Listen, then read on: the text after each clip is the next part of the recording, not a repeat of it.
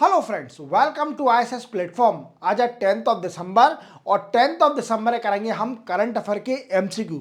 इसी के साथ मैं आपको 9th ऑफ दिसंबर के करंट अफेयर के एमसीक्यू भी कराऊंगा, क्योंकि कल मेरा वीडियो नहीं आया था और मैंने आपसे वादा किया हुआ है कि मैं आपकी तैयारी में कोई भी कमी नहीं छोड़ूंगा। आपको एक भी क्वेश्चन स्किप नहीं करना पड़ेगा। इसी के साथ मैं आपको बताना चाहूंगा कि मेरा एक फाउंडेशन बैच चल रहा है इकोनॉमिक्स का, जिसमें आपको इकोनॉमिक्स बेसिक लेवल से हायर लेवल तक पढ़ाई जा रही है। सिर्फ ओनली आपको क्या करना है, मेरे यूट्यूब चैनल पर जाना है, प्लेलिस्ट का ऑप्शन मिलेगा, उसके अंदर आपको एक इकोनॉमी का फोल्डर मिलेगा। उसके अंदर 5 लेक्चर ऑलरेडी आ चुके हैं, 6 लेक्चर भी आने वाला है, तो उनको देख लीजिए। पांचों लेक्चर को, आपकी इकोनॉमी स्ट्रांग होते जाएगी और इकोनॉमी का क्वेश्चन एक भी स्किप नहीं होगा। चलो वीडियो स्टार्ट करते हैं। First question, which country has been selected to chair 68th session of UN Commission on Narcotics Drugs। देखो, UN commission on narcotics drugs की 68th सेशन होने वाला है। क्या होने वाला है? 68th session. अब इसको चेयर कौन करेगा, कौन सी कंट्री सिलेक्ट हुई है? तो देखो, बड़ी खुशी की बात है कि हमारी इंडिया इसको सिलेक्ट करी गई है 68 सेशन के लिए of the UN commission on narcotics drugs. और क्या करेगी? अब इंडिया गाइड करेगी मेंबरों को और उनकी हेल्प करेगी how to control the narcotics drugs in your country. Clear? और कौन इसके चेयरमैन कौन बने हैं? तो ये हैं शंभू एस कुमारन, ये इसको चेयर करेंगे। क्लियर? और क्वेश्चन बनता है कि सर ये बताइए, यूनाइटेड नेशन कमीशन का और नार्कोटिक्स ड्रग्स का इसका हेड ऑफिस कहाँ है? तो इसका हेड ऑफिस है वीना में। और वीना कहां पर है? वीना कैपिटल है ऑस्ट्रिया की। कहां की? ऑस्ट्रिया कंट्री की। और ऑस्ट्रिया कंट्री कहां पर है? Austria country in Europe. याद रखोगे, यूरोप में है। जो ऑस्ट्रेलिया और ऑस्ट्रिया में कंफ्यूज मत हो जाना। अगर जो भी बेसिक स्टूडेंट है उसको डिफरेंस नहीं पता है कि ऑस्ट्रेलिया कंट्री एक अलग कंट्री है, क्लियर, वो कॉन्टिनेंट है, और ऑस्ट्रिया यूरोप कॉन्टिनेंट में बड़ी छोटी कंट्री है। क्लियर? याद रखोगे, उसकी कैपिटल है वीना। क्लियर? तो नार्कोटिक्स ड्रग्स की जो यूएन कमीशन है उसको हेड कौन करेगा? 68 सेशन को इंडिया सिलेक्ट करी गई है। क्लियर? और शंभू एस कुमारन ये इसके चेयर करेंगे। वेरी वेरी इंपॉर्टेंट क्वेश्चन, ये भी याद रखना, वेरी वेरी इंपॉर्टेंट क्वेश्चन। तो देख रहे हो, मैंने आपको पहला क्वेश्चन ही इंपॉर्टेंट करा दिया। क्लियर? चलते नेक्स्ट है 60th rising day parade of BSF held at which city of India. अब अपन सबसे पहले इसको बीएसएफ के बारे में थोड़ा जान लेते हैं। क्या है बीएसएफ? बीएसएफ का फुल फॉर्म है बॉर्डर सिक्योरिटी फोर्स। अब आप सोच रहे होंगे कि सर आप तो बिल्कुल बेसिक से पढ़ा रहे हो, मेरा काम ही यही है, मेरा काम ही यही है बेसिक से पढ़ाना, मैं बिल्कुल जीरो लेवल से पढ़ाता हूं। तो बीएसएफ बॉर्डर सिक्योरिटी फोर्स ये कब सेटअप करी? तो इसको सेटअप करा 1 दिसंबर 1965 में। क्लियर? और बीएसएफ कहां पर डिप्लॉय करी जाती है? ये करी जाती है इंडिया पाकिस्तान बॉर्डर पर, और इंडिया बांग्लादेश बॉर्डर पर डिप्लॉय करी जाती है। मींस 2 बॉर्डर पर इसको डिप्लॉय करा जाता है, बॉर्डर सिक्योरिटी फोर्स को, जो कि 1965 में सेटअप करी गई। और इसको डिप्लॉय 2 बॉर्डर पर, कहां पर? पाकिस्तान और बांग्लादेश के बॉर्डर पर डिप्लॉय करा जाता है। और इसका काम होता है to protect the border area. Clear? अब क्या है दोस्तों, ये पूछा है question, 60 rising day parade of BSF कौन सी सिटी में हुई इंडिया की? तो ये हुई जोधपुर में। जोधपुर में। कहां पर? जोधपुर। जोधपुर है राजस्थान में। क्लियर? अब देखो, ये मत सोचना कि सर आप बिल्कुल बेसिक लेवल से पढ़ाते हो। देखो, मेरा काम यह है कि कुछ नया बच्चा आ गया जिसको बिल्कुल नहीं आता, तो उसको भी बेसिक से पढ़ाना है। क्लियर? अब राजस्थान में क्या हुआ, यहां पर अमित शाह जी ने इसको रिप्रेजेंट भी किया और एक बात बोली यहां पर। क्या बोली? कि India is going to establish anti drone, क्या है? कंप्रेंसिव एंटी ड्रोन यूनिट बनाने जा रही है। क्या बनाने जा रही है? कंप्रेहेंसिव एंटी ड्रोन यूनिट बनाने जा रही है इंडिया। अब ये क्या है, ये क्या करेगी? तो ये एंटी ड्रोन समझ गए क्या होता है? एनिमी कई सारे ड्रोन भेजते हैं बॉर्डर एरिया पर। अब ये ड्रोन का यूजेबिलिटी क्या है? या तो बॉम्बिंग के लिए भी हो सकता है या फिर सर्विलेंस के लिए भी हो सकता है। तो मोस्टली उनको एंटी ड्रोन करने के लिए, खत्म करने के लिए कि ड्रोन से कोई भी सर्विलेंस ना हो और हमारे बॉर्डर एरिया बिल्कुल प्रोटेक्ट रहे, इसके लिए गवर्नमेंट एक यूनिट बनाएगी, एंटी ड्रोन यूनिट। यह अमित शाह जी ने बोला जल्दी। दूसरी बात, एक और बात बताई कि अभी इंडिया में बीएसएफ की स्ट्रेंथ है 2.7 लाख। कितनी है दोस्तों? 2.7 लाख। और ये स्ट्रेंथ वर्ल्ड की सबसे लार्जेस्ट स्ट्रेंथ है as compare to the other country as a border force. अगर बॉर्डर फोर्स देखी जाए तो इंडिया की एक ही फोर्स है जो कि वर्ल्ड की सबसे बड़ी बॉर्डर फोर्स है, जो कि बीएसएफ है। क्योंकि इसमें कितने हैं स्ट्रेंथ? 2.7 लाख है। कितने? 2.7 लाख सोल्जर हैं बीएसएफ के अंदर, क्लियर, बॉर्डर सिक्योरिटी फोर्स में। और ये वर्ल्ड की सबसे बड़ी फोर्स है कि कौन सी वाली? Border force, clear. तो कहां पर हुई? जोधपुर में, याद रखना। चलते हैं नेक्स्ट क्वेश्चन पर। नेक्स्ट है, which bank has created artificial intelligence power मुल हंटर एआई टू कंट्रोल मुल अकाउंट। अब ये होता क्या है मुल अकाउंट?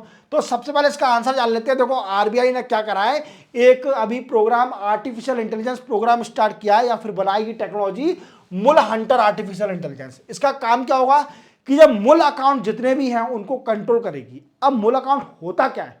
क्वेश्चन बनता है कि मूल अकाउंट होते क्या है? तो ये ऐसे अकाउंट होते हैं जो अकाउंट तो होते हैं बट किसी और के नाम से होते हैं, पर यूज उसको इलीगल तरीके से दूसरा कोई यूज करता है। इलीगल तरीके से दूसरा कोई यूज कर रहा है। इसको हम दूसरी लैंग्वेज में समझें, जैसे कोई भी पर्सन, पहले आप देखते होंगे कई सारी फर्जी सिम आती थी, डॉक्यूमेंट लगा के फर्जी सिम खरीदा। अब तो शायद आधार आ गया है तो थंबनेल ममनेल होता है, उसके अंदर आपका फिंगरप्रिंट चेक होगी, देन आफ्टर आपको सिम मिलती है, क्लियर। बट आपको इनिशियल देखा होगा जब आधार कार्ड नहीं था तो कई सारे लोग बाग सिम ले लेते थे दूसरे के डॉक्यूमेंट पर और उसका गलत यूज भी करते थे।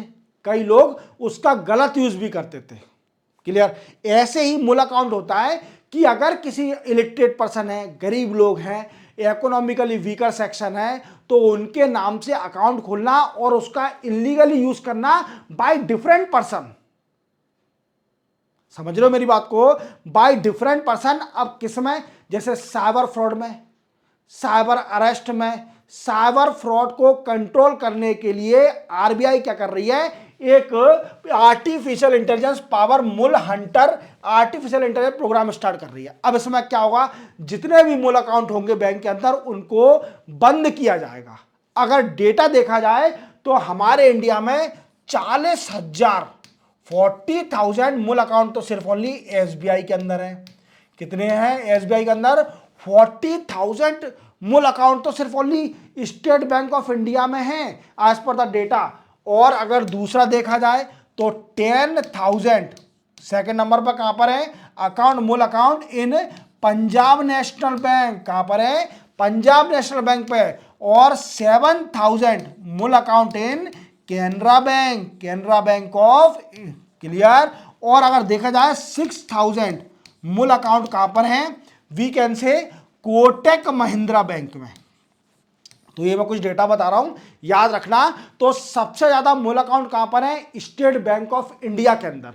और इसको कंट्रोल करना जरूरी है क्योंकि India is always crying that we will be taking lot of decision to control the cyber fraud. मैंने देखा मोदी साहब और हमारी गवर्नमेंट कई बार हर उसमें बोलती है कि हम साइबर सिक्योरिटी पे बड़ा काम कर रहे हैं क्योंकि ये बड़ा ही इशू बन गया है इंडिया के लिए। इवन साइबर अटैक भी आ गया है, इवन साइबर फ्रॉड हो रहे हैं कितने सारे। मुझे लगता है जितने भी वीडियो देख रहे होंगे उनके पास 90% बच्चों के पास तो एक ना एक बार फोन आया होगा कि मैं फोन पे से बोल रहा हूं या यहां से बोल रहा हूं या बैंक से बोल रहा हूं, आपकी लॉटरी निकल गई है। तो आपके एक बार तो कभी ना कभी आप फंसे होंगे।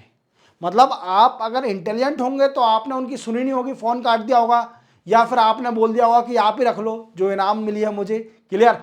या फिर डेफिनेटली कॉल आया होगा। तो that is a part of cyber fraud, that is a part of cyber fraud. अगर आप समझदार हो, अवेयर हो, तो कभी भी लाइफ में आपके पास फोन आता है, आपसे बोलता है कि आपकी इनाम निकल गई है, आप अपना अकाउंट नंबर दे दीजिए, तो हमेशा याद रखना कभी भी लाइफ में अपना अकाउंट नंबर, आधार नंबर या कुछ भी डिटेल अपनी पर्सनल डिटेल मत देना। साफ साफ मना कर देना और बोल देना डायरेक्ट कि ऑथेंटिक नंबर से आए तो ही बात करना।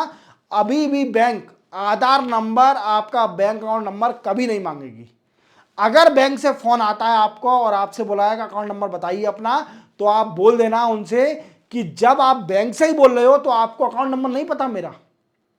आपके अंदर इतनी अवेयरनेस होना चाहिए कि आप उससे बोल सको कि अगर आप बैंक से बोल रहे हो तो आपके पास तो अकाउंट मेरा होगा, फिर आप बैंक से क्या बोल रहे हो।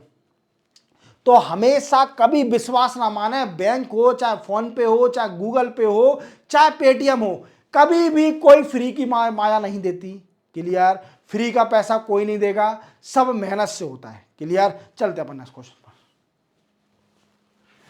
पर। Rimtalba Jean Emmanuel Ouedraogo become new PM of which African country. भाई साहब इनके जो नए पीएम बन गए हैं, मतलब सिटीजन भी इनको कैसे, हमारे मतलब देश के प्रधानमंत्री हैं, हम जैसे शॉर्ट नेम है हमारे देश के प्रधानमंत्री का श्री नरेंद्र मोदी जी, तो अपन आराम से बोल लेते हैं। अब ये कंट्री के नए पीएम बने हुए हैं जिनका नाम ही सुनते मुझे डर लग रहा है। अब इनका नाम कैसे याद होगा बच्चों को, बताइए। अब कुछ ना कुछ नई तरकीब निकालनी पड़ेगी इसको याद करने की। रिम तलवा जीन एमुअल ओंद्रागो। अब ये कैसे, मतलब प्रोनाउंसिएशन यहाँ के सिटीजन भी कैसे करेंगे, ये कौन सी कंट्री है। तो ये नए पीएम बन गए हैं बुर्किनो फासो। अब ये भी कंट्री बता देता हूँ, बुर्किनो फासो कहाँ पर है, तो ये कंट्री है अफ्रीकन कॉन्टिनेंट में। अफ्रीकन कॉन्टिनेंट में देखिए यहाँ पर ये रही बुर्किनो फासो, ये माली कंट्री के नीचे सेनेगल, गुआना, गाना, ये अपना बेनिन और नाइजेरिया, नाइजर, अल्जेरिया, देखना बुर्किनो फासो आपको एक कंट्री दिखेगी। इसके नए पीएम बन गए, इनका नाम बड़ा डिफिकल्ट है, थोड़ा आप देख लीजिए, मैं अगेन रिपीट नहीं कर सकता। क्लियर? चलते अपन नेक्स्ट क्वेश्चन पर। Rahul Narwekar become new speaker of which state assembly. देखो राहुल नरवेकर जी हैं और ये स्पीकर बन गए हैं महाराष्ट्र असेंबली के। किस स्टेट के? महाराष्ट्र असेंबली के ये स्पीकर बन गए हैं। जैसे कि आप जानते हो कि अभी महाराष्ट्र में इलेक्शन हुए थे और बीजेपी पार्टी और एनडीए गवर्नमेंट ने मेजोरिटी में सरकार बनाई है। अब क्वेश्चन बनता है कि सर फिर से रिपीट कर दीजिए कि कितनी सीटें महाराष्ट्र असेंबली में और कितनी सीटें एनडीए ने जीती हैं और कितनी बीजेपी ने जीती हैं। क्लियर? तो देखो कितनी है, 288 महाराष्ट्र असेंबली में सीट है, जिसमें से 230 सीट जीती है एनडीए ने। कितनी सीट जीती है? एनडीए ने जीती है 230। और अगर बीजेपी की देखा जाए तो बीजेपी ने जीती है 132 सीट। कितनी? बीजेपी ने 132 सीट। क्लियर? तो गवर्नमेंट बनी है और यहाँ के सीएम बने हैं देवेंद्र फडणवीस। कहा के देवेंद्र फडणवीस यहाँ के सीएम बने हैं और डिप्टी सीएम बने हैं 2 डिप्टी सीएम। पहले तो जो फॉर्मर सीएम थे एकनाथ शिंदे, कौन है? एकनाथ शिंदे, और दूसरे बने हैं अजीत पवार। क्लियर? ये 2 बने हैं डिप्टी सीएम। कौन बने हैं? डिप्टी सीएम बने हैं एकनाथ शिंदे और अजीत पवार डिप्टी सीएम बने हैं। और देवेंद्र फडणवीस चौथी बार, शायद तीसरी बार है, तीसरी बार, थर्ड टाइम सीएम बने हैं महाराष्ट्र के। थर्ड टाइम सीएम बने हैं महाराष्ट्र के। क्लियर? याद रखना, थर्ड टाइम सीएम बन गए देवेंद्र फडणवीस। क्लियर? और यहाँ के राहुल नरवेकर, क्या है? राहुल नरवेकर ये बने हैं स्पीकर, अभी स्पीकर बने हैं और ये भी बीजेपी पार्टी के हैं। कहाँ के हैं? बीजेपी पार्टी के। याद रखोगे। चलते अपन नेक्स्ट क्वेश्चन पर। नेक्स्ट है which team von under 19 Asia cup 2024। बड़े दुखी की बात है कि बांग्लादेश ये अंडर 19 एशिया कप जीत चुकी है। दुखी की बात क्यों है सर? क्योंकि इसने फाइनल में इंडिया को हराया है। इसने फाइनल में इंडिया को हराया है। इंडिया और बांग्लादेश अंडर 19 एशिया कप हुआ था और ये दुबई में हुआ है। क्लियर? फाइनल जो हुआ था वो दुबई में हुआ था और दुबई में क्या है? आईसीसी का हेड ऑर्डर भी है। आईसीसी के अब कौन चेयरमैन बन गए? हमारे जैसा बन गए। अब वो कौन थे? बीसीसीआई के सेक्रेटरी। तो इसमें आएगा कि क्वेश्चन भी आएगा कि बीसीसीआई के नए एक्टिंग सेक्रेटरी कौन बन गए हैं, क्लियर, वो भी आपको बताऊंगा। चलते अपन, तो कौन जीती है, बांग्लादेश जीती है अंडर 19 एशिया कप, याद रखोगे, दुबई में फाइनल हुआ था इंडिया और बांग्लादेश के बीच में। John Dramani Mahama become new president of which African country. मुझे तो कभी कभी डाउट होता है कि जो अफ्रीकन कंट्री के लोग बाग हैं इनके नाम इतने बड़े बड़े होते हैं, और इवन जो वेस्ट एशिया के जो शेख हैं उनके भी नाम बड़े बड़े होते हैं, तो उनके सिटीजन इनको बुलाते कैसे हैं। अब मुझे जाना पड़ेगा, मतलब वहाँ तो नहीं जाऊँगा अफ्रीकन कंट्रियों में, वहाँ तो बहुत प्रोटेस्ट, वहाँ तो बहुत वायलेंस है, क्लियर। हाँ, वेस्ट एशिया में जाएंगे, शेख दुबई वुबई कभी घूमने जाते हैं तो देखूंगा, पूछूंगा कि यार आप कॉल कैसे करते हो अपने लोगों को, या पूरा नाम बोलते हो प्रोनाउंसिएशन या शॉर्ट में बोलते हो, क्लियर। या अगर किसी को पता हो तो मुझे बताना कमेंट में, क्लियर। तो देखो क्या है कि अभी ये नए प्रेसिडेंट बने हैं जॉन ड्रामानी महामा, और ये बने हैं घाना कंट्री के। अब घाना कंट्री कहाँ पर है, तो घाना कंट्री बुर्किनो फासो, जो मैंने अभी बताया नए पीएम, उसी के नीचे है घाना कंट्री। क्या है, घाना कंट्री के नए प्रेसिडेंट बन गए, इनका नाम आप पढ़ लीजिए, क्लियर। और ये घाना कंट्री कहाँ पर है, बुर्किनो फासो के नीचे ही है, अफ्रीकन कॉन्टिनेंट में। Then who has been appointed as a acting secretary of BCCI, BCCI के नए सेक्रेटरी बन गए हैं। पहले थे जैसा, जो कि आईसीसी के चेयरमैन बन गए हैं, अब नए इसके एक्टिंग सेक्रेटरी बन गए बीसीसीआई के देवाजीत साइकिया। कितने वेरी वेरी इंपॉर्टेंट क्वेश्चन याद रखना, very very important question. Devajit Saikia नए एक्टिंग सेक्रेटरी बन गए बीसीसीआई की। और ये कौन है, ये आसाम के क्रिकेटर हैं। कौन है, आसाम के क्रिकेटर हैं, याद रखोगे, क्लियर। चलते अपन इस क्वेश्चन पर। नेक्स्ट है, where was 11 feet tall statue of Sardar Vallabhbhai Patel unveil by Amit Shah. देखो अमित शाह जी ने अभी नई एक सरदार वल्लभ भाई पटेल की एक मूर्ति बनी है, स्टैचू बनी है मेटल की, कितनी बड़ी, 11 फीट की। और इसको कहाँ पर बनी है, तो ये बनी है जोधपुर सिटी में, जिसको अमित शाह जी ने इनॉग्रेशन किया है, क्लियर। आप देख पा रहे होंगे ये 11 फीट की है, और इसका वजन कितना है, इसका वजन है 1100 kg, मीन्स 1100 kg की है ये मूर्ति, और मेटल की बनी है, और जोधपुर में बनी है, याद रखोगे, जोधपुर में बनी है, बड़ा सिंपल है। और Sardar Vallabhbhai Patel iron man of India, याद रखना, iron man of India, clear. चलते हैं नेक्स्ट क्वेश्चन पर। Next, United Nation General Assembly adopted resolution to declare which day as a world meditation day. Very very very important, याद रखना, very very important question, क्योंकि ये United nation 2024 में पहली बार world meditation को एडॉप्ट करने जा रही है by passing the resolution United Nation General assembly. अब वो कौन सी डेट को सेलिब्रेट होगा, तो वो होगा 21 दिसंबर को, 21 दिसंबर को सेलिब्रेट किया जाएगा वर्ल्ड मेडिटेशन डे। और वर्ल्ड मेडिटेशन क्या होता है, मेडिटेशन कॉन्सेंट्रेशन, आपका कॉन्सेंट्रेशन बढ़ाने के लिए मेडिटेशन किया जाता है, जिसमें ध्यान करते हैं। अब वो भगवान का ध्यान करें या किसी और का ध्यान करें, तो मेडिटेशन वही होता है, क्लियर। ध्यान करना अपना, क्योंकि आपके पास कंट्रोलिंग पावर बढ़ाने के लिए मेडिटेशन किया जाता है, क्लियर। चलते अपन इस क्वेश्चन पर। नेक्स्ट है, which day is observe as International Civil Aviation Day 2024।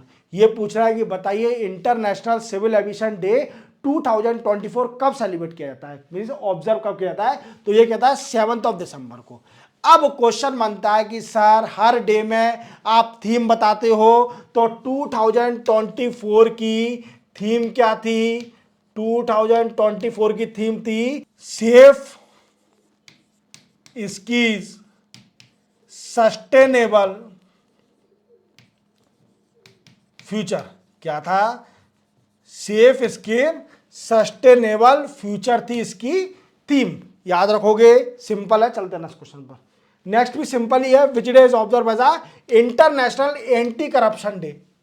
तो ये पूछ रहे हैं कि इंटरनेशनल एंटी करप्शन डे किस डे को ऑब्जर्व किया जाता है, तो वो किया जाता है 9 दिसंबर को। कब, 9 दिसंबर को ऑब्जर्व किया जाता है। कौन सा day, international Anti Corruption day. और करप्शन क्या, करप्शन जानते हो, भ्रष्टाचार, जिसको हिंदी में भ्रष्टाचार बोलते हैं, हमारे इंडिया में corruption clear. Perception of corruption index याद रखना। ट्रांसपेरेंसी इंटरनेशनल, इंडिया की रैंक कितनी है याद रखो। क्लियर। अब इसकी थीम भी बता दिए सर, हर बार थीम बताते हो, इस बार भी बताओ। क्लियर। तो इसकी थीम है uniting with youth against corruption. क्या है?